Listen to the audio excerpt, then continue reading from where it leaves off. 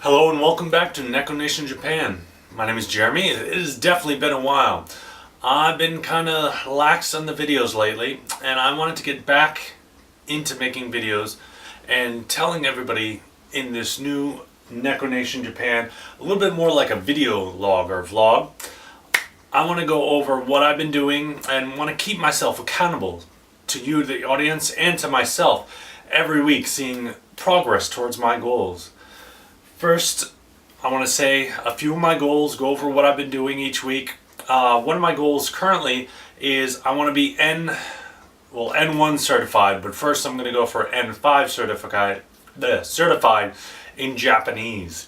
So I want to learn Japanese. I live here in Japan, as you may or may not know, and I want to learn the language. And in order to do that, I'm going to study Japanese as much as possible and take the test for the N5 certification. That's the lowest level, and it goes all the way up to N1, which is the highest level for Japanese proficiency in kind of the work environment.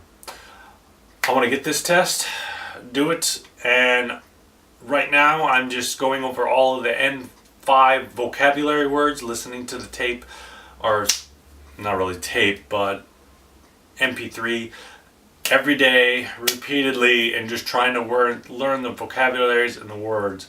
I also have to go over the kanji, which I'm completely horrible at. But right now, I'm going to also tell you a few of my books that I read pretty much every week. I try to read a book. I would say my goal is actually to read one book weekly, but since I've increased and used audio tapes and audiobooks, I've almost listened to one book per day and kind of repeat a few of the ones that I really like. So, two books that I really like and am a fan of that I think everybody should read. First is Rich Dad Poor Dad by, his name escapes me. Robert Kiyosaki, right? Everybody should read this book. It's one of the first books.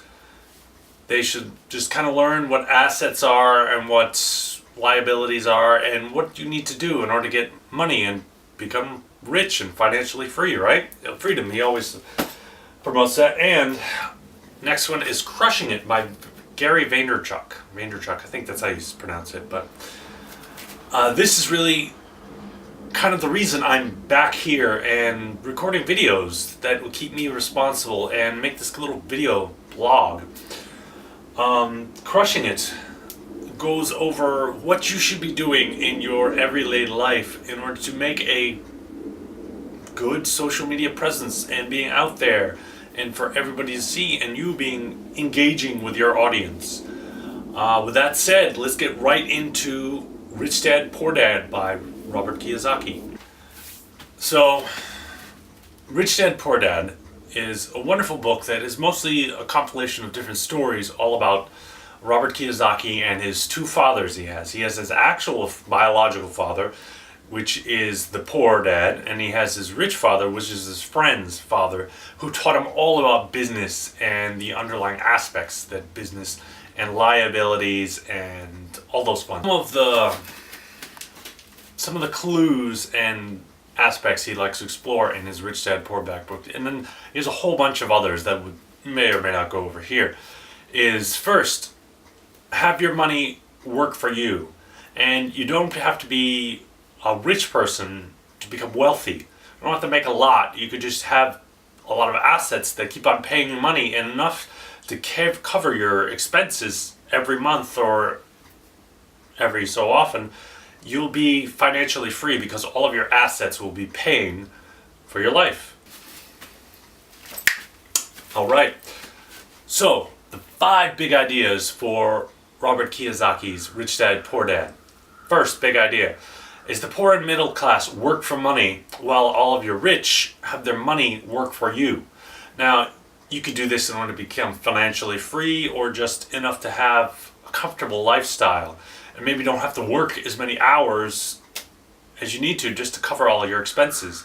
I really want to get to that point where I could say, okay, all of my assets over here cover all my expenses, and I could do whatever I'd like. For instance, I can make YouTube videos all day and have fun and allow.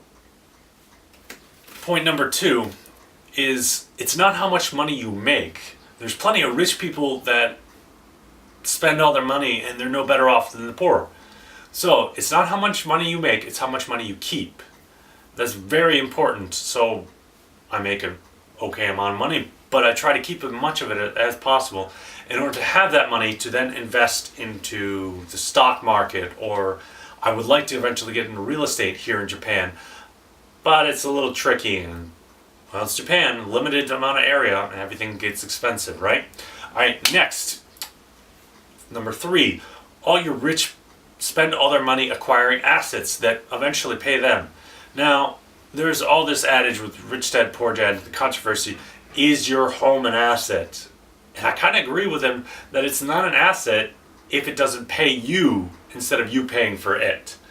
So, you only have assets if that thing is paying you money every month or every quarter or whatever the case may be. It's paying you money and you're not paying into it and it's taking all the money out of your pocket, right? Number 4 is your financial education and attitude on the subject. What you do when you get a whole bunch of money. Do you keep it? Do you spend it? All that, particularly your financial education, which he always promotes, is kind of what happens, and see what kind of a financial future you're going to have. You could look at your bank account and say, oh, I have lots of money. You're probably going to do okay. But we need to take some of that money and put it into assets that pay you money every time, and then you can just make. Lastly, for number 5, the best financial asset and your greatest strength is your mind. So your mind is going to get you through anything that happens. So spending money to education courses and feeding your mind is, well, it's good. And that's why I want to go on here every week, explain and go through exactly what books and courses I've done throughout the week in order to improve my mind and to share with you exactly what you should be reading in order to further your financial education. A few of the lessons that I pulled out of Rich Dad, Poor Dad that I think everybody should know. 1, the rich don't work for money. You work to provide services to others or to get assets, right? You may work in order to get your assets. Next, why you teach financial literacy to others is in order to better understand it yourself and just kind of spread financial literacy to as many people as you can find. All right, next, for number 3, is to mind your business. Mind your own business. Don't look at everybody else's. Mind your business. What are you in the business of? Are you in the business of going to work every day and earning a paycheck? No. You're in the business of learning and increasing your financial education so you can then start buying assets which pay you every day, and maybe controlling your business that acquires these assets, right? What business is the McDonald's in? It's not the hamburger business. It's in the business of real estate. So they use this very well-oiled machine called McDonald's that deals out these hamburgers, which are okay, but they definitely have the system and the systematic processes down to a point where this company gets real estate in and just has all of these burger franchises that pay for this real estate in the ever-increasing amount. Good. All right. Next, for number 4, learn your taxes. The history of taxes. Learn how to avoid taxes as much as possible, legally, mind you. And what can you do in tax-exempt corporations or tax-limited corporations and that limited liabilities, if you were. What is the best tax structure for you that you can get most of your money back or have the government not take all of your money, which is even better. All right. Next, number 5, the rich invest money. They send their money out and it pays them every so often in order to get their money back. They want to see gains on that money, right?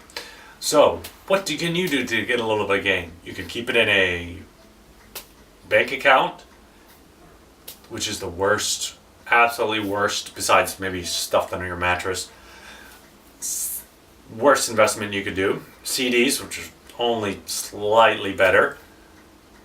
I would say right now for me, the best is dividend paying stocks, which I'll get into in a future video or previous video, as the case may be. But, alright. Number 6. Work to learn. Work to learn your craft. Learn a specific skill. Don't work to earn money.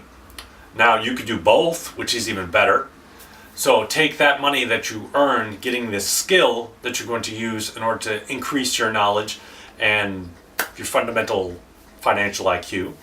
And you take that and invest in assets, whether it's paper assets, whether it's real estate, whether it's just increasing your IQ, which is, I would have to say, one of the fundamentals that everybody should do, I guess. Robert keeps on talking over and over. Buy assets. What does he consider assets? Most of these I would definitely consider assets as well. First, stocks. I always like stocks.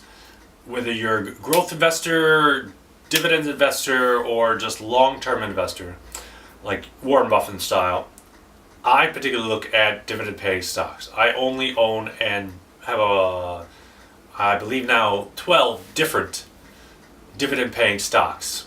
I only hold dividend stocks, and I have that every time it's paid. I have it reinvested in that security. I'll get to that at a later date. First, stocks. Get your stocks. Any kind of stocks. Good investment. Next, bonds. They pay you every day. Now, right now, they kind of suck. I don't know if I'll ever get into bonds, but in the future, if those interest rates begin to rise, maybe I'll consider it. But for right now, stocks all the way. Next, we have income generating real estate. Now, specifically only income generating real estate. You should see money coming to you every month, whether it be a few $100s or a few $1,000s. You shouldn't hold real estate if it doesn't, well, unless you're living in it, then that's a whole nother matter. A place to live is nice too. But you should only have income generating real estate send you in money every month. That's considered an asset. Next, we have notes, IOUs. You could buy them from big corporation. You then buy these IOUs from them, and they pay you back a certain percentage interest every month, depending on a whole different factors. Which notes and IOUs, not too bad. You're pretty much guaranteed a little bit better income, and always then over your stocks, because if that particular company goes bankrupt, you get your money back first versus stocks, which may or may not get it back. But getting a little off topic there. But anyways, notes, IOUs. Next, royalties from intellectual property rights. Having royalties is pretty good because you have this item, say a particular character or brand name, that you can license out, and they pay you money for literally you doing almost nothing. Major player in this space is Disney. They own the rights to pretty much everything now, right? They're buying more and more intellectual property rights. They're just characters and stories and all the Star Wars universe. You name it, they probably bought it and or are thinking about buying it. Next, we have anything else that has value, produces income, or appreciates. Now, that could be like a gold or oil. I don't particularly like these. Roberts knows his oil because he worked in there for quite a while, and which he explains in his book. And gold, a hedge against inflation and bad times. But I don't really see. We have a big market crash, right? And everything that good goes on sale, so go out and buy it. So have a stockpile of cash just sitting there ready to be deployed, and buy all these good assets. You look for specifically the good ones that are then on sale, right? And lastly is a business. You have a business that can give you money every month or whatever they make money, right? It pays you all the time, but it has to be a business where you are not required to be there every day. If it's that, you then own your job, which could not be bad if you're just trying to build it in order to get it to the point where you could then step out and have somebody run your business and it's generating income every month or so for you, right? And then you don't really have to interact with it too much on a daily basis. You probably have to do something, obviously. You can't have everything for free. But in order to up these passive income streams, almost nothing is truly passive, but what you're gonna do. So one of the other things in his book, he harps on financial IQ. Increase your financial IQ. So there's particularly 4 different aspects of it. First is in counting, knowing and looking at balance sheets and numbers and process and loss sheets or P&Ls. Knowing this field is 1 is accounting. 2, know you're investing. Know what you're looking at. If you're doing stocks, know the stocks. Know what happens. All the different acronyms they use and all kinds of different things. Know that investment. If you're doing real estate, go out there, look at houses, look at whatever properties you're in. Know that field. Whatever investing you're trying to do, know it. Learn it. Increase that financial IQ, right? Next, we have understanding the markets about it. You could be understanding your real estate market. You could understand your stock market. Understanding whatever market you want to invest in, understand it. The rudimentary knowledge and some of the advanced things to maybe increase and maybe better chance you're breaking back this good investment. All right. And last, fourthly, the law. One, do not break the law on any of this because you lose all your financial IQ. If you break the law in order to get this gain on this, there's no point because you're going to get caught for that and then they'll take all your money and that's it. He also goes over in Rich Dad Poor Dad, management. It's a lot of part of this management skills needed for success because at that point you're not really fundamentally doing it. You're hiring out to manage other people and trying to get them to work for you, obviously. You need to understand the cash flow of this investment. Whether you put money into it, how much does it get back? What percentage does it get back? Where is all this money going? That kind of thing. Next, the management of systems. If you want to do more systematic approach, which is definitely what I want to do, say, okay, you built this system. This happens. What happens then? You want to build the system so much where anybody under you, this happens, so I do this. It's automatic. You have a system set in place that anything happens, this is what you do. All right, next. Lastly, the management of people. You're not going to make anything and you're not going to make any money if you don't learn how to manage people. Interact with them. Get them to like you or get them to respect you. Could be even better. Whether they like and if they respect you. If you're out there to get them money and get money for yourself, always helps. And lastly, Kiyosaki goes over the reasons why people don't become financially literate and reason why they're too scared or they just don't have the drive in order to do this and become financially independent. Number 1 is fear. Fear of the unknown, fear of change, fear of death, fear of loss, all these fears. The number 1 driver for people not stepping forth in getting stuff done, right? Getting it done, learning about it, doing it. Next, cynicism. It's not going to work anyways, right? They're just so cynical about it. Why should I do this? I'm just wasting my time. Next, laziness. This one is my little pet peeve. I tend to be a little on the lazy side of things, and I am fighting against that. One of the many things. I gotta get there. Do it. Do it, do it, do it. I'm getting much better, but that's my crutch, shall we say. Alright.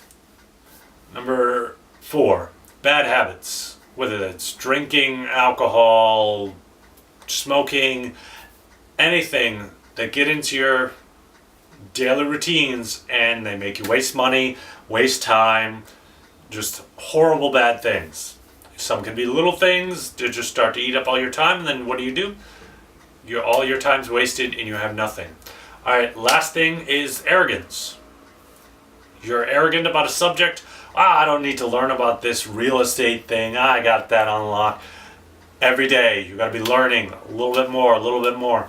I'm trying really hard with Japanese, learning it a little bit every day. I'm not saying I'm definitely arrogant. I'm definitely a little bit on the lazy side. I don't need to do that today. I don't feel like it. I got to get on that every day, every day. I'm working really hard at it, and I want to do this vlog, so I keep to it. All right, next we're going to do Crushing It by Gary Vaynerchuk. Next we're going to talk about Crush It. It's kind of interesting in this particular, it's not so much a new thing. It's definitely blooming with their social media. For instance, it's the reason why I'm here now recording this video. I read through it and I realized I'm not an expert on everything. That's why I'm here. I want to bring you along on the journey of doing this. So, one, you don't need a product to monetize a personal brand. I would like to build Neko Nation Japan and just learning, growing with you. So number two, solid social media presence is kind of built on these 7 principles, which I'll go over here in a little bit. Next, number 3, don't overthink the content. Kind of document the journey, which is I hope I'm doing here, and just share exactly what happens on a daily basis, right? I want to bring you through what I want to do. So I'm setting up an English school. I want to get into the gotcha machine business, and I also want to eventually get into real estate when I get enough financial assets in order to do that, right? Into the lessons. So Gary's lesson number 1 from Crushing It. You don't need your own product to become a monetizing brand. It's kind of interesting. I mean, I thought this would have been a little bit more well known, but a lot of people don't understand this. You don't need to make your own product. You could say, I really like this lotion or this magazine that I use on every day, and then promote that across your brand, and you'll be paid for this, right? That's monetizing. I don't know if I'd be doing that whatsoever for this, but I'm kind of documenting how I'm making a particular business. So it's a little niche, but first, kind of like a startup, a personal brand doesn't have to have all this thing set up to begin with. It just kind of develops as you go along, right? All right, lesson 2. Gary says 7 principles that every personal brand and social media should have. Number 1 is intent. Just your intent. What intent do you have? Altruistic intents are widely accepted. Sometimes they just say, you just did it for the money, it's being altruistic. But what intent do you have on your channel? Next, authenticity. Be yourself. Be yourself. Just be you and step forward every day. You don't need to pretend to anybody. Just be authentically you. What you are should get across. If your audience doesn't like that, they're the wrong audience for you. Alright, number 3 is that passion, that burning inside, right? Every entrepreneur say you need that passion, and I agree. Do you have the passion for whatever you're working on now? It could be a specific, not whatever product or whatever service you're actually offering, but it's that passion of helping people, getting along with people that just comes across. You need that passion, right? Next, we have patience. You need patience. You're not going to grow up overnight. I am absolutely horrible at doing these videos, and I've slowly gotten better. But I got to be patient with it and just work at it every day or every week, as the case may be. I want to get these videos out every Monday at 8 a.m. Japanese time, so wherever that is. And then get this across and develop myself and see what you guys like. What do you want to look at? Next, we have speed. Seems kind of weird with the other ones is patience. You want to be consistent and fast with the delivery of your material and have it a nice quality, right? And that speed and that patience pushed against each other, and then see what forms from that pressure, right? Next, we have work. Work hard. Work on your brand. Work on yourself. Work on increasing. Work on bettering your audience and giving them value, right? Giving them value of you and your time. And lastly, we have attention. This is the new currency of this social media, internet, and world for that matter. This attention can get you great power, it can get you money, it can get you fame, whatever you're looking for. This is our last thing. Now, all these can be used in order to become personal brand, or you could just use it in your everyday life. Lesson 3 in crushing it is basically document the journey. And that's why I chose to do Crushing It as one of the first second books review, I suppose. Rich Dad gave me the fundamentals that I need and just opened me to the subject. And then Crushing It is really documenting the journey. The lesson number 3 is document the journey and not say, oh, I'm the best, I'm getting out there. No, I'm not the best. I'm learning. I'm getting out there. I want to learn it, right? And I want to bring you along for the journey. I'm going to go through and release one of these videos every Monday, 8 o'clock. I want to hold myself to it, and I hope you hold me to it. I'm going to release it every Monday, 8 o'clock, Japan time, and say what I've done towards my goals every week. Goal number 1 I have is to learn Japanese. So what I'm going to do is listen to the N5 words every day, multiple times a day if I can. And I speak with other people that obviously Japanese, and they know Japanese much better than me. I hope to do this. Goal number 1. Next time, I'd like to go over my next goal and a few other books that I read through. Also, for these, so I have here my copy of Rich Dad, Poor Dad. One of the first, and I would almost say best financial books you start with. This should be the first book that everybody reads. It's an easy read. It just gives you the basic fundamentals of what you should be doing and what you should be looking at to improve your everyday financial IQ and financial situation. Next, I have Crushing It by Gary Vaynerchuk. My particular weakness that I found is definitely penmanship, as you can see, and the spelling are my 2 glaring weaknesses. I am trying to get them minimized as best as possible, and please, if you notice any spelling mistakes or that kind, just let me know and I'll correct it as soon as possible.